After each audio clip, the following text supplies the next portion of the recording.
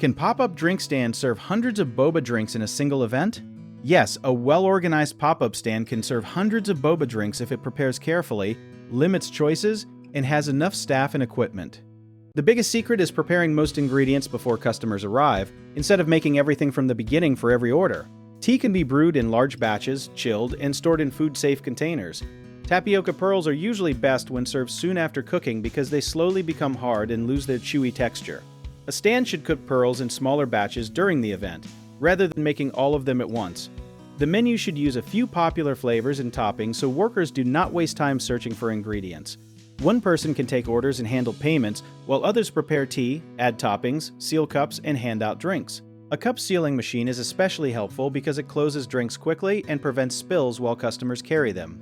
Ice, cups, straws, tea, milk, sweetener, and toppings should be counted ahead of time, with extra supplies ready in case demand is higher than expected.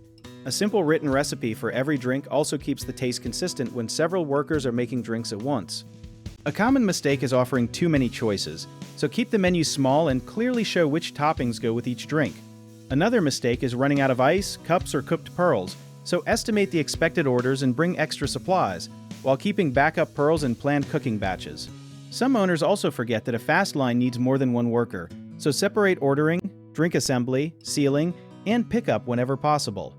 If you need help with a project, search for trusted, affordable local contractors at www.bighomeprojects.com.